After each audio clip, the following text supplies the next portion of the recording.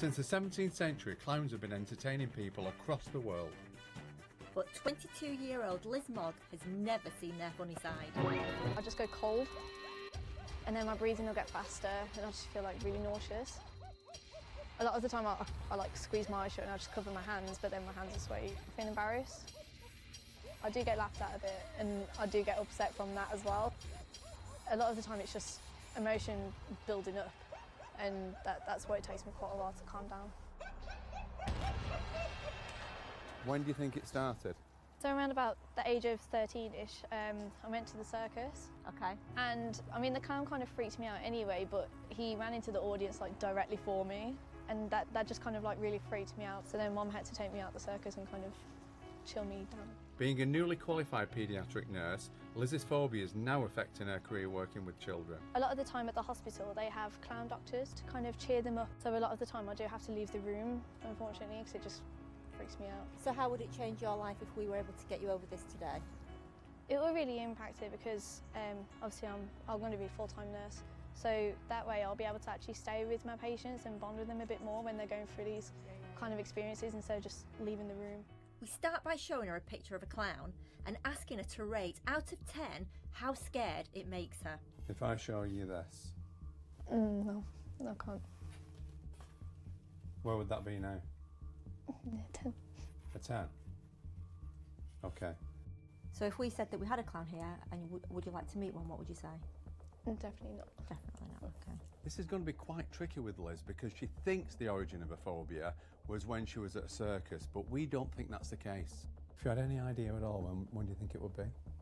I remember seeing one on TV and it kind of popped up. Okay, how old do you think you would be? Probably before the age of 10. Saw it jump out. And then I was in my room under the bed. We're confident that's when it started. So if you see a scary clown at that young age, guess what? It's real. Yeah. That sounds right. Right.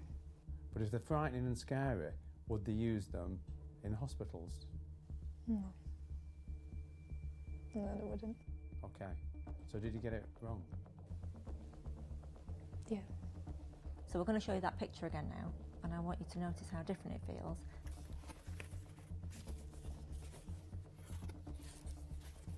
So we've shown Liz photographs of clowns and she appears better, but she won't look at them.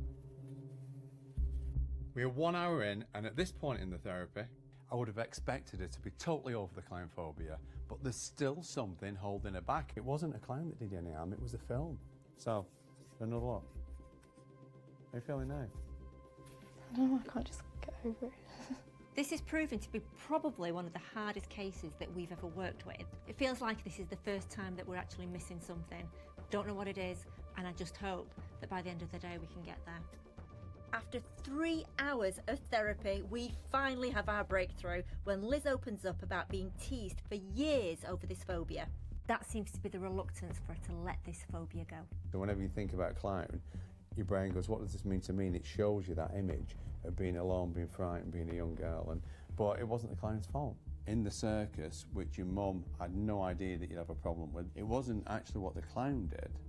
It was what your family did, because your family made you feel that big, because they laughed at you. So those two things together, and you're not going to blame your family because you love them, again. So who gets the blame for it all? The clown. The clown.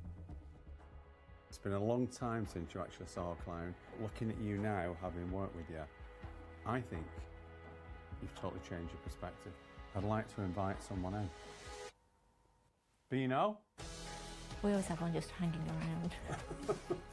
At last, after one of our longest therapy sessions ever, we finally got Liz over her phobia. Did you actually think that you would be sat next to a clown when you came here today? Oh God, no. No. I never thought that I'd be sitting on the couch juggling with a clown, let alone trying to spin the plates either. What an amazing transformation. Earlier today, Liz couldn't even look at a photograph of a clown, and she's actually now laughing with our clown. The Spearmans have really helped. They've definitely cured my phobia.